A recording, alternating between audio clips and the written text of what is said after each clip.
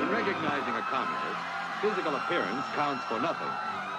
If he openly declares himself to be a communist, we take his word for it. If a person consistently reads and advocates the views expressed in a communist publication, he may be a communist. If a person supports organizations which reflect communism,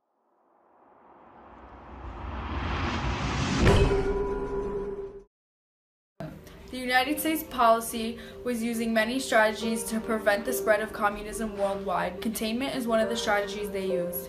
In 1947, George Kennan came up with this idea to stop the expansion of communism. Communism is the belief that the government should own the economy to make everybody equal. The United States contained the Soviet Union in the post-war years. This policy was a response to a series of moves by the Soviet Union to make the communist sphere of influence larger in Eastern Europe, China, Korea, and Vietnam. The reason the United States was using this policy was because they believed the Soviets would try and expand their territory without war. Truman's policy of containment was created in the spring of 1947. He called it the Truman Doctrine. The West feared the fall of communism, so Truman asked Congress for the $400 million aid program for Turkey and Greece. The next strategy used to prevent the spread of communism is the Marshall Plan. This was created by George Marshall on June 5, 1947. The money the United States sent was used to help the aftermath of the war in Europe. This money would help build a capitalist economy.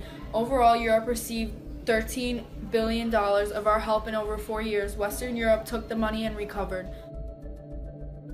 The countries like the Soviet Union and Eastern Europe refused to accept the money, and they continued to struggle. In 1949, Soviets created a rival plan known as Council for Mutual Economic Assistance. Eastern Europe formed into a competing economic group led by Soviet Union. The containment of the communism in Korea was successful.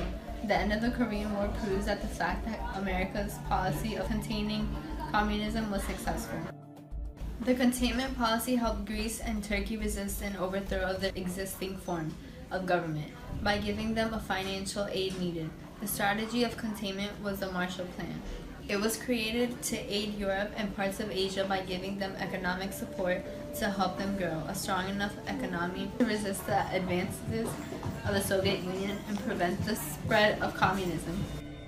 The NATO helped unify and strengthen the Western allies in their battles against the spread of communism. In the end, communism had many positive effects and was successful.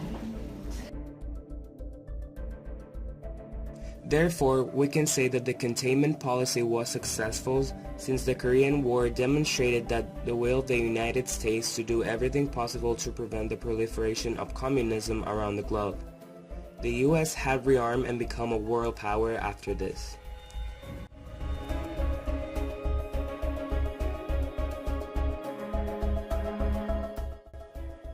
Thanks to the American effort, today South Korea has become a major economic and technological power in Asia and around the world. On the other hand, North Korea is still a poverty-stricken, heavily militarized nation. Despite having several positive points, the containment policy wasn't as successful as it seemed. In a fight to contain communism around the globe, the United States fought two major wars in Asia, the Korean and the Vietnamese War. Both of them were very similar, just as the split of these nations and the supports from both USSR and the United States. The first one was the Korean War. The Korean War was fought during the 1950s, where the nation split into Communism North and Democratic South. Both sides blamed each other for starting the war. The North, led by Communist Kim Il-sung, was held mostly by People's Republic of China and by the USSR. There was medical support from Hungary, Romania, Czechoslovakia, Bulgaria, and Poland. Other support came from Mongolia and India. The South, led by nationalist Syngman Rhee, was held by many countries in the United Nations, and especially by the United States. The war did not end, but a ceasefire was put in place. South Korea and North Korea are still officially at war, and the United States still keeps troops in South Korea in case North Korea ever invades again. North and South Korea are divided by the Korean Demilitarized Zone that crosses the 38th parallel. The Vietnam War, also known as Second Indochina War or American War in Southeast Asia, lasted from 1955 to 1975. It was fought between North Vietnam and South Vietnam. North Vietnam was supported by the Soviet Union, China, and North Korea, while South Vietnam was supported by the United States, Thailand, Australia, New Zealand, and the Philippines. This conflict between communism and capitalism countries was part of the Cold War. From an American view, we lost 58,220 troops, another 303,644 wounded. The South Vietnamese government we were supporting lost the war, and the Northern Vietnamese government we were opposing took control of Vietnam. Many of our wounded ended up having a lot of physical and mental problems because of the war experience. It was the first war in America in which post-traumatic stress disorders started being recognized in returning troops. It also tarnished our image as a great military power. Beyond policy changes, the US also paid a high political cost for the Vietnam War. The long and traumatic conflict saw mounting mistrust of government and its officials.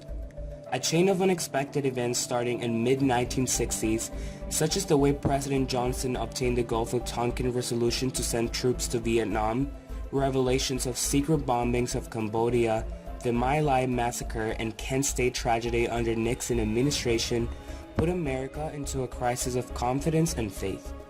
On the eyes of American people, government leaders were no longer credible. The Vietnam conflict totally changed the attitudes of our generation. More and more American citizens became suspicious, skeptical, and cynical about the government and public institutions in the wake of the Vietnam War.